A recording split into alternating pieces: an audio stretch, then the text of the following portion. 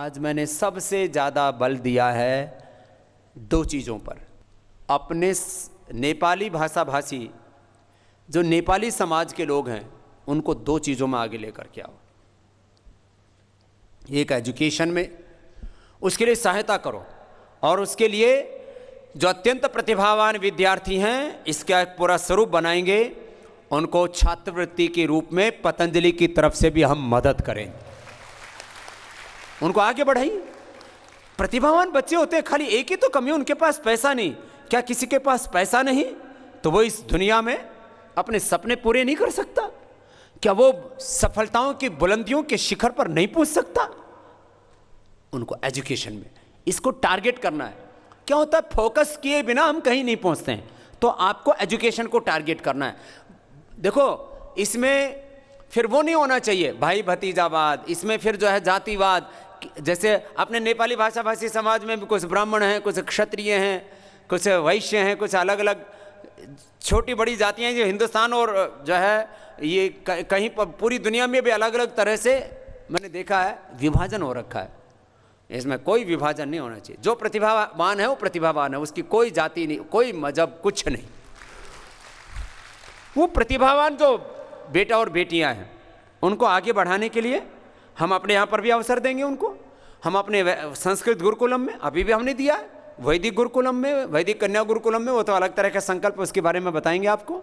फिर पतंजलि विश्वविद्यालय में जो अत्यंत प्रतिभावान है, देखो जब अपनी प्रतिभा है, मैंने यहाँ बच्चों को देखा, इस बार हमने 5वीं कक्षा से संस्कृत गुरुकुलम शुरू किया, उसमें बहुत प्रतिभावान बच्चे थे, कुछ तो इतने प्रतिभावान जो उनको दो 10 मिनट के अंदर सब याद कर दें। 10 मंत्र दिए, 10 सूत्र दिए, 10 मिनट में याद। तो हमने उन बच्चों से कहा जो है तुम यदि 100% तुम्हारे मार्क्स आते हैं या 99-98% आते हैं तो हम तुम्हें छात्रवृत्ति देंगे। तो बोले जी हम लेंगे, ये हमारा अधिकार है। हम अब देखो, एक तो माँ बाप बेचारे कोई मजदूरी करते हैं, कुछ थोड़ा बहुत व्यवसाय करते हैं, बहुत ज़्यादा फीस तो दे ही नहीं सकते, गरीब आदमी की बुरी हालत रहती है। बच्चों को गौरव अनुभव होता है जब वो स्कॉलरशिप लेते हैं कि मैंने अपनी प्रतिभा के बल पर पढ़ाई की है। ये एक अलग तरह का गौरव होता है, उसको आगे बढ़ाता है। तो ऐसे प्रतिभावान बच्चों को पतंजलि से लेकर के इसका एक दूसरा भी स्वरूप तय करेंगे कि जो बच्चे जो है मेडिकल में, इंजीनियरिंग में, IAS IPS में, डिफरेंट जो बहुत क्वालिटी वाली सर्विसेज होती है ना, जिससे पूरी दुनिया में देखो कोई लीड करता है ना, डोमिनेट करना उसको बोलते हैं। डोमिनेट करना, नेतृत्व करना, लीडरशिप। किसी काम को जो है उसके ऊपर आधिपत्य हो, उसको नेतृत्व करना, ये अलग अलग विषय होता है। तो ऐसे बच्चों के लिए कुछ व्यवस्थाएं हम 2-4 जगहों से पहले शुरू करेंगे।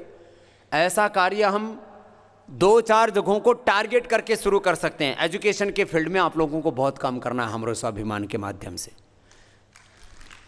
जो बच्चे प्रतिभावान हैं उनकी मदद कीजिए, और उनकी मदद हम भी करेंगे। हम आपसे ही नहीं करें, और समाज के लोग भी थोड़ी थोड़ी किसी की मदद करते हैं। अरे किसी की ज़िंदगी में आप खुशियाँ दे सकते हैं।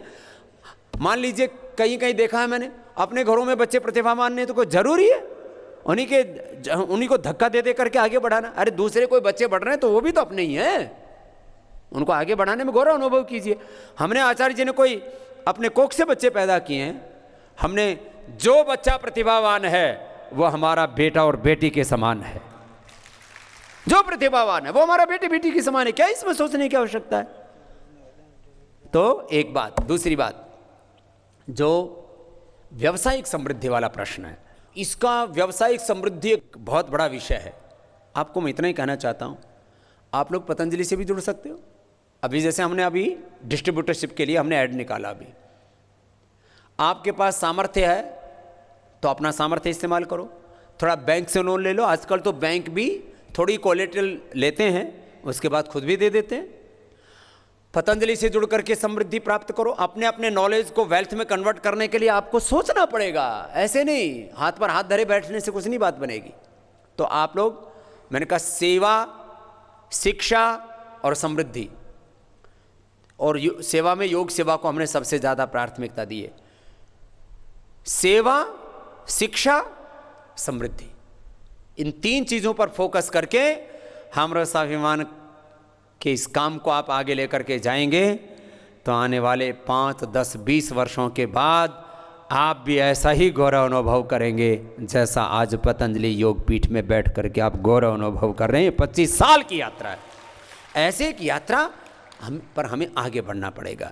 मैं आज ये हमरा स्वाभिमान का एक जो विजन है उसकी बात मैंने की, क्योंकि हम किसी भी संगठन से जब जुड़ते हैं तो उसमें एक बड़े विजन के साथ, एक बड़े लक्ष्य ध्येय के साथ और फोकस्ड होकर के एक टारगेट लेकर के आगे बढ़ना पड़ता है। तो उस संदर्भ में बात की।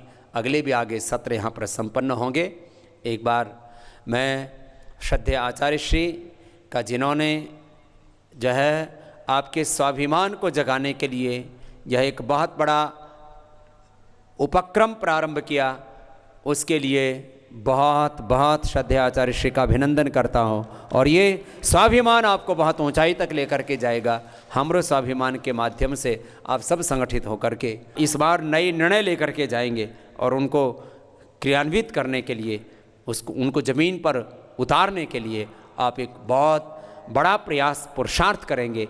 तो निश्चित रूप से जब अगली बार हम बैठेंगे तो आप नई उपलब्धियों के साथ बैठेंगे और ऐसे ऐसे नई नई उपलब्धियाँ, नए नए अचीवमेंट्स के साथ जब हम आगे बढ़ेंगे तो हमें गौरव होगा। आप सबको बहुत बहुत धन्यवाद, बहुत बहुत आशीर्वाद। हमारे बीच में भारत के एक विश्व प्रसिद्ध कवि आदरणीय श्री गजेंद्र सोलंकी जी हमारे बीच में, एक बार उनका सबकी ओर से बहुत बहुत अभिनंदन है। भारतीय धर्म, दर्शन, अध्यात्म, संस्कृति और परंपराओं के गीत वो देश में और पूरे विश्व भर में गाते हैं और अपनी संस्कृति, अपनी परंपरा, अपनी सभ्यता के प्रति गौरव किसी भी व्यक्ति को जीवन में सफलता के शिखर पर ले जाने वाला, उसके माध्यम से कोई अद्वितीय कार्य से धरती पर संपन्न होता है तो उसके मूल में कारण होता है स्वाभिमान। एक होता है अभिमान। अभिमान अज्ञान के कारण से उत्पन्न होता है और स्वाभिमान हमारे भीतर का शौर्य, हमारे भीतर का पराक्रम, हमारे भीतर का उत्साह, हमारी निजता, हमारी संस्कृति, हमारी परंपरा, उसके प्रति श्रद्धा, समर्पण, विश्वास, उसकी पराकाष्ठा।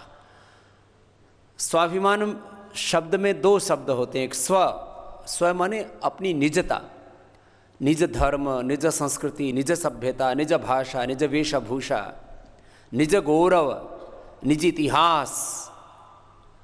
अपनी निजता का, अपने स्वयं का, स्वायत्तता का जो गौरव है वो स्वाभिमान होता है और वही व्यक्ति को ऊंचा उठाता है। और जो अपने स्व से गिर जाता है फिर वो जीवन में कहीं नहीं पहुंच पाता है। तो हमारे भाई गजेंद्र सोलंकी जी जो स्वाभिमान के गीत गाते हैं वो भी आपके बीच में आज अपना छोटा सा काव्य भी यहाँ, क्योंकि ये कवि हैं और कवियों में भी सात्विक कवि हैं। आजकल कवि भी जो है कई राजसिक और तामसिक हो गए तो एक बार जोरदार अभिनंदन गजेंद्र सोलंकी जी का और अपनी एक छोटी सी प्रस्तुति आपके बीच में यहाँ पर रख रहे हैं। परम श्रद्धेय स्वामी जी, श्रद्धेय आचार्य श्री और यहाँ पर उपस्थित सभी भाई और बहनों, चतुर्थ अंतर्राष्ट्रीय सम्मेलन हमरो स्वाभिमान, इस अवसर पर आपके बीच में आत्मगौरव का अनुभव कर रहा हूँ। मेरे अंदर भी स्वाभिमान की भावना जो है वो कहीं न कहीं स्वामी जी के आशीर्वाद से प्रकट हो रही है। कविता के माध्यम से मैं आप तक पहुँचाने का प्रयास करता हूँ। सबसे पहले कुछ अपने हृदय के भावों तक इसलिए कहना चाहता हूँ आपके मन तक पहुँचाने के लिए। भाषा संस्कृति की बात अभी श्रद्धेय स्वामी जी ने हमको मार्गदर्शन किया, लेकिन आप आज ये जो पतंजलि परिवार है, स्वामी जी के मार्गदर्शन में, उनके आशीर्वाद के साथ में आज करोड़ों लोग इस परिवार के साथ जुड़ गए हैं। आप भी इस परिवार के हिस्से ही हैं, यहाँ पर उपस्थित हैं आज इस अवसर पर।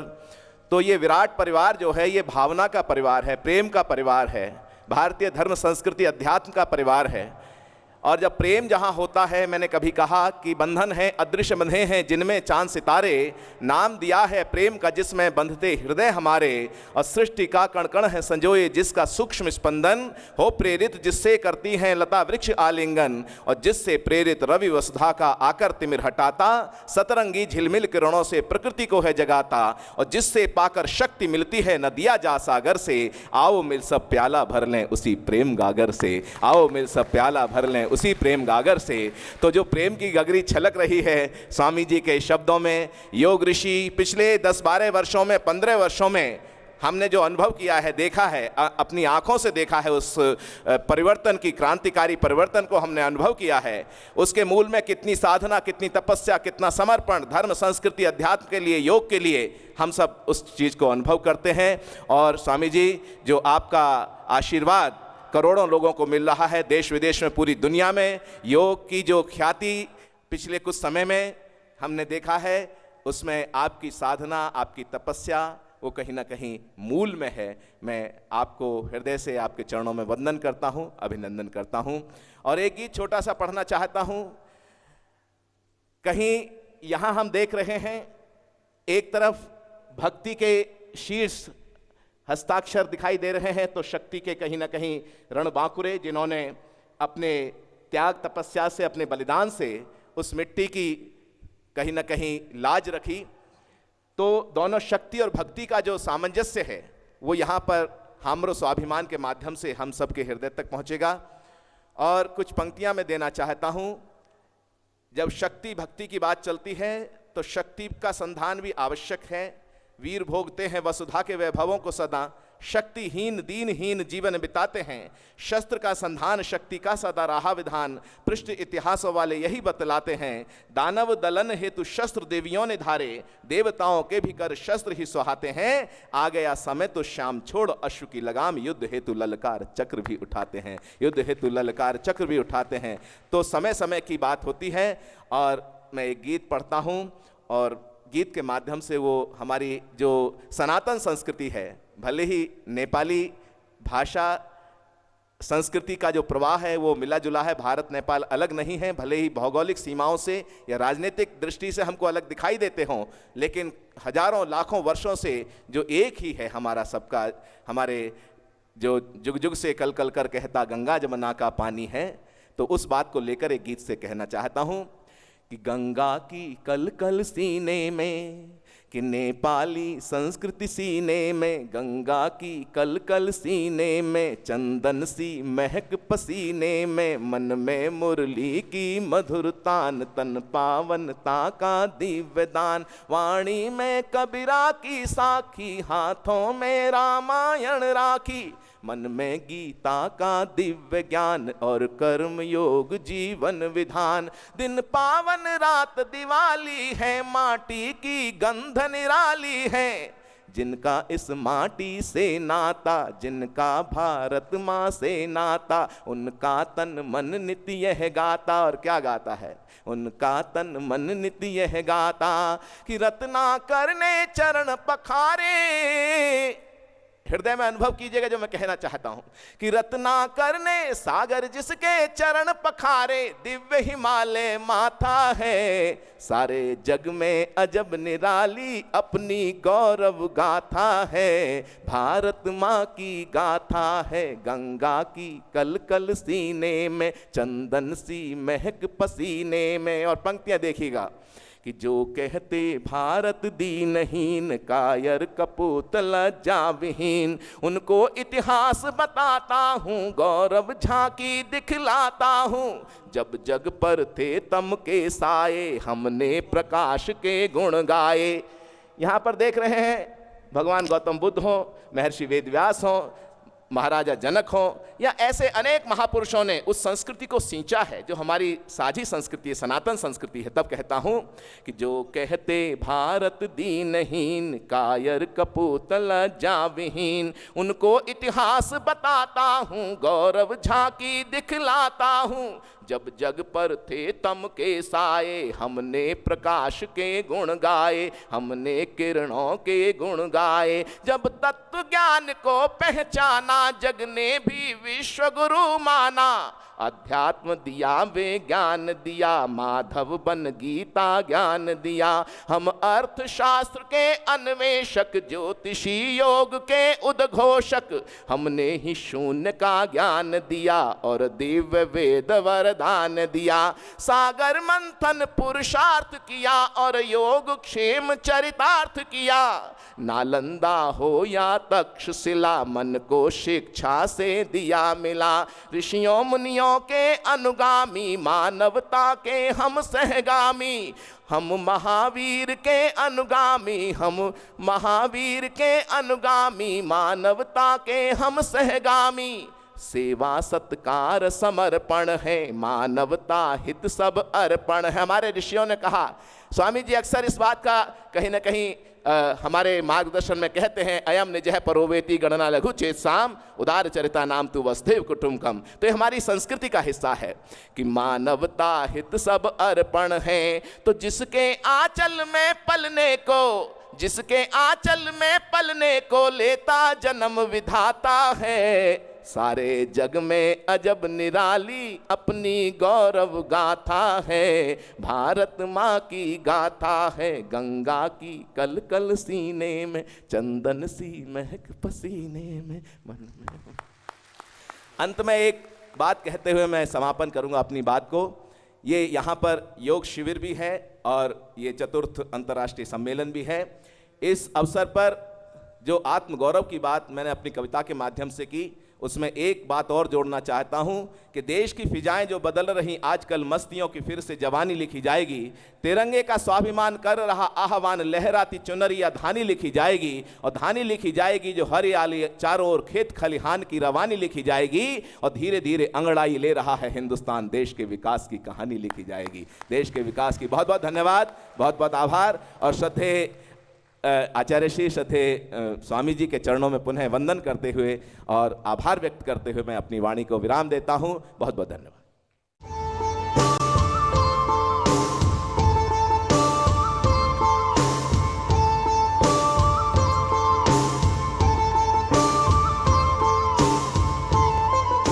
हाम्रो स्वाभिमान का राष्ट्रिय एडिशनल जनरल सेक्रेटरी भाइ श्री मोहन कार्कीलाई मञ्चमा बोलाउँदछु। भाइ श्री मोहन कार्कीजी संक्षिप्त रूपमा हाम्रो स्वाभिमानको रिपोर्टिङका लागि।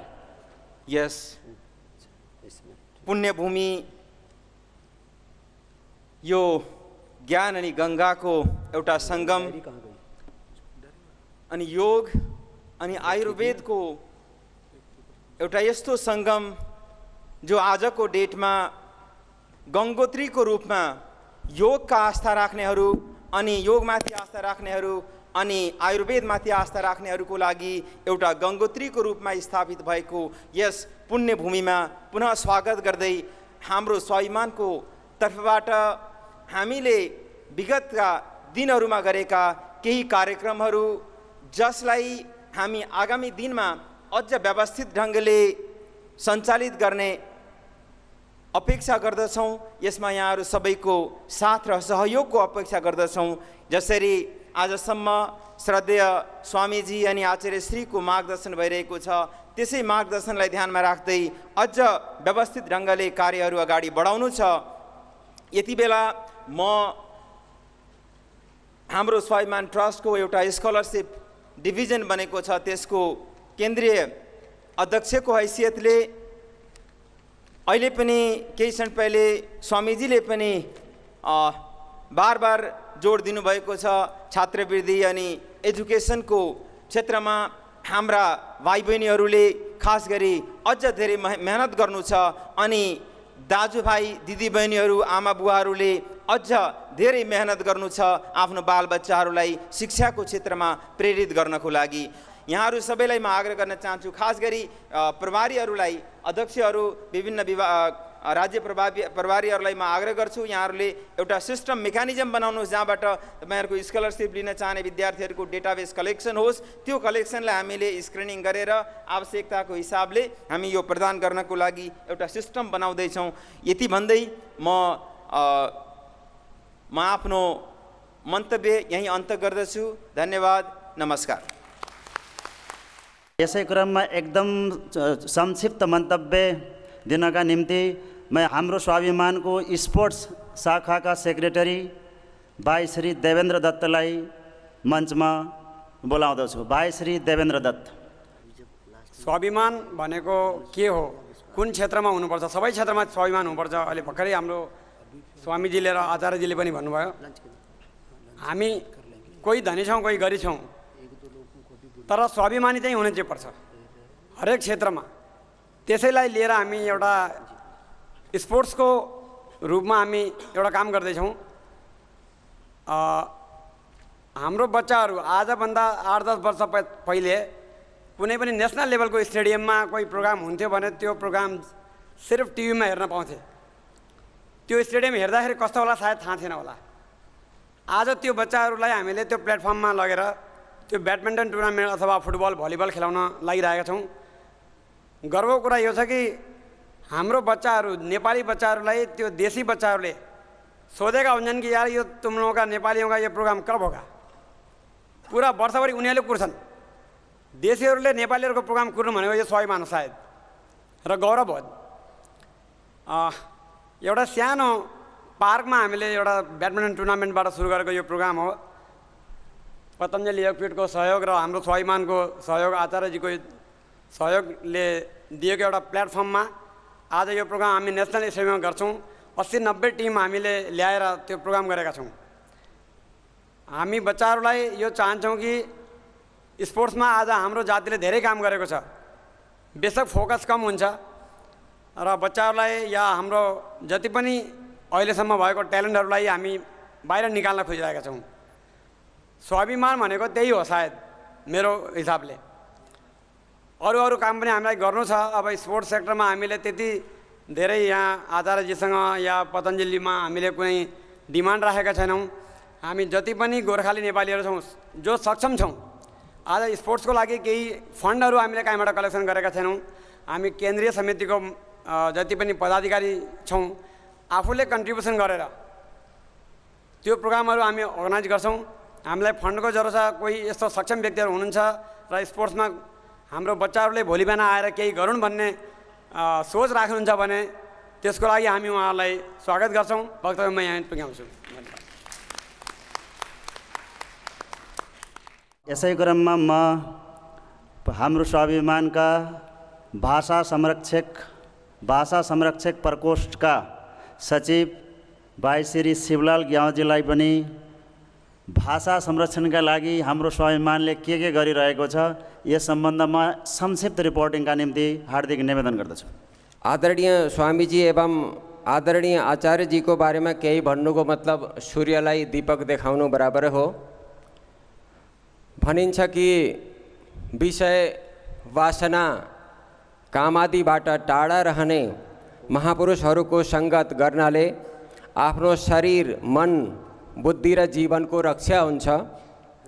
जस्तै सुगन्ध बेच्नेहरूको घरको आसपासबाट पनि हामी निस्कन्छौँ भने सुगन्धले हाम्रो मन खुसी हुन्छ। त्यस्तै हजुरहरू जस्तो महापुरुषहरूको आशीर्वाद हामी माथि बनिरहँदा हामीहरू पनि केही पुण्य गरेका छौँ जस्तो प्रतीत हुन जान्छ। सन्तहरूको साथ पाएपछि मनुष्यले सद्ज्ञान प्राप्त गर्दछ। सद्ज्ञानीलाई मोक्ष प्राप्त हुन्छ। सन्तहरूको हृदय कति विशाल हुन्छ भन्ने कुरा तुलसीदास जीको एउटा पदमा पढेर सुनाउन चाहन्छु। राम सिन्धु धन सज्जन धीरा चन्दन तरुहरि संत समीरा मोरे मन प्रभु अस विश्वासा राम ते अधिक राम कर दासा। मतलब कि ईश्वरको वाणी दुष्टहरूको निग्रह गर्ने र शिष्टहरूको अनुग्रह गर्ने हुन्छ भने सन्तहरूको वाणीले सबैमाथि समान रूपले अनुग्रह गर्दछ। भगवानको वाणीमा शासनको भाव हुन्छ भने सन्तहरूको वाणीमा प्रेमको स्वभाव हुन्छ। भगवानको वाणीमा सत्ताको गुण हुन्छ भने सन्तहरूको वाणीमा सत्यको सौन्दर्य हुन्छ। परमात्माको कृपा हो यस्ता सन्त महापुरुषहरूको आशीर्वाद हामीहरूमाथि हामीहरूलाई प्राप्त छ। जय स्वामीजी, जय आचार्यजी, जय हाम्रो स्वाभिमान, जय नेपाल, जय भारत। अंत में एक लाइन बोलना चाहूँगा। गुरु पूर्णिमा आ रहा है, परसों हमारा बहुत बड़ा सौभाग्य की बात है। हम इतने विश्व गुरु, महागुरु, इतने महान व्यक्तियों के सामने होंगे और उनसे हमें प्राप्त होगा आशीर्वाद। गुरु ब्रह्मा, गुरु विष्णु, गुरुदेवो महेश्वर, गुरु साक्षात परब्रह्मै तस्मै श्री गुरुवे नमः। बहिनी विनिता वेस्ट बेङ्गालबाट हाम्रो स्वाभिमानको संयोजक हुनुहुन्छ। उहाँलाई म एकदम संक्षिप्त रूपमा आफ्नो मन्तव्य राखिदिनका निम्ति आमन्त्रण गर्दछु। 2015 में दार्जिलिङ में बाबा रामदेवज्यू एवं महाराज बालकृष्णज्यू जब पाल्नु भएका थियो तब उनीले भन्नुभएको थियो यस दार्जिलिङमा रहने बुढोदेखि लिएर सानो बाल बालिकाहरूलाई पनि स्वस्थ जीवन एवं स्वाभिमानको जीवन जिउने आशीर्वाद उनीले दिनुभएका थियो। तर त्यही दार्जिलिङमा आज आफ्नो स्वाभिमानको निम्ति, आफ्नो पहिचानको निम्ति एउटा ठुलो आन्दोलन भइरहेको छ। हामी यसपालि चौथो इन्टरनेसनल कन्फरेन्समा दार्जिलिङबाट 500 जना मान्छे आउने भनेर हामीले निश्चय गरेका थियौँ, निर्णय गरेका थियौँ। 150 जनाले टिकट पनि काटेका थिए, तर उनीहरू आउनु सकेन। किन भन्दाखेरि त्यही हाम्रा स्वाभिमानको लागि, पहिचानको लागि युद्ध लडिरहेका छौँ। र यसको निम्ति म तपाईलाई भन्न चाहन्छु, यो स्थानीय आन्दोलन होइन, यो भारतमा बसेका सम्पूर्ण एक हाम्रो जाति बोल्ने, हाम्रो भाषी, नेपाली भाषी, हाम्रो गोर्खेहरूको लडाई हो। यो हामीले एउटा राज्य र सीमामा हामीले यसलाई नरोकौँ। यो सबैको लडाई हो, यसमा सबैले हामीलाई साथ दिनुपर्नेछ। मेरो सानो वक्तव्य यही अन्त गर्न चाहन्छु। धन्यवाद।